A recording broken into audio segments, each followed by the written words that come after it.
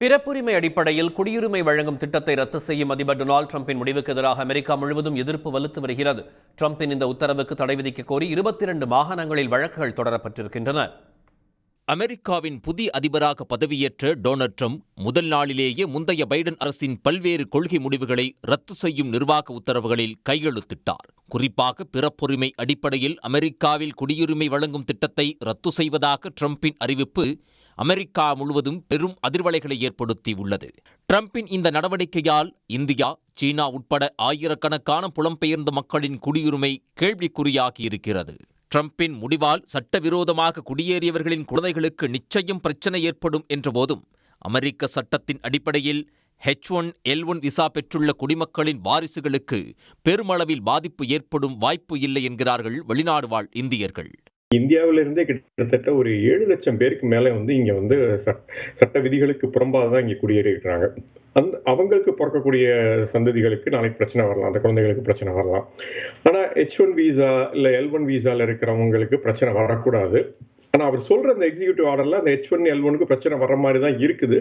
நாளைக்கு இது லீகலாக பார்க்கணும் அப்படின்னா ஒரு கோர்ட்டில் சேலஞ்ச் பண்ணால் இது கோர்ட்டில் நிற்காது. இதை கோர்ட் எப்படி எடுத்துக்கணும்னா கான்ஸ்டியூஷன் படி தான் எடுத்துக்கும். அதாவது H1ல வரவங்க, L1ல வர்றவங்கலாம் இன்வேடிங் ஆர்மியே கிடையாது. அவங்க ஒரு சட்டப்பூர்வமான முறையில் தான் அமெரிக்காவில் குடியேறி வர்றாங்க. அவங்களுக்கு பிறக்கிற குழந்தைங்க கண்டிப்பாக சிட்டிசன்ஷிப்க்கு அவங்களுக்கு எலிஜிபிலிட்டி இருக்கும். அமெரிக்க அதிபரின் இந்த நிர்வாக உத்தரவு அந்நாட்டின் அரசியல் வரலாற்றுக்கே புறம்பான செயல் என்று விமர்சிக்கும் பன்னாட்டு அரசியல் ஆர்வலர்கள் பிறப்புரிமை அடிப்படையில் குடியுரிமையை ரத்து செய்யும் டிரம்பின் முடிவை நிறபேத கொள்கையின் வெளிப்பாடாகவே பார்க்க வேண்டும் என்று கூறுகின்றனர். இவர்கள் வேறொரு நாட்டிலிருந்து வேறொரு கண்டத்திலிருந்து இங்கே குடியேறி அந்த நிலப்பரப்பை ஆக்கிரமிப்பு செய்து கொண்டு பிறகு அவர்களுடைய நாடாக மாற்றிக்கொண்ட பிறகு 250 ஆண்டுகளில் பிறகு மற்றவர்களுக்கு அந்த உரிமை கிடையாது என்பது ஒரு ரேசிசம் என்பதன் அடிப்படையில் தான் பார்க்க வேண்டும். இவர் யாரை தடுத்து நிறுத்த விரும்புகின்றார், யாரை தடுத்து நிறுத்த போகின்றார் என்பதற்கான ஒரு அவருடைய அரசியல் ரீதியான ஒரு பார்வை இருக்கின்றது. அதையும் கடந்து அவர் ஒரு தென் அமெரிக்கர்களுக்கோ அல்லது ஆப்பிரிக்கர்களுக்கோ ஆசிய கண்டத்தை சார்ந்த மக்களுக்கு மட்டும்தான் இந்த சட்டம் விளங்கும் என்று சொல்லும் பொழுது அல்லது அத்தகைய ஒரு புரிதலை அவர்கள் கொண்டு வரலாம். ஆனால் இது பெரும் விவாதத்திற்குரிய பொருளாக மட்டுமல்லாமல் அமெரிக்க வரலாற்றுக்கே ஒரு புறம்பான ஒரு செயல்பாடாகும்.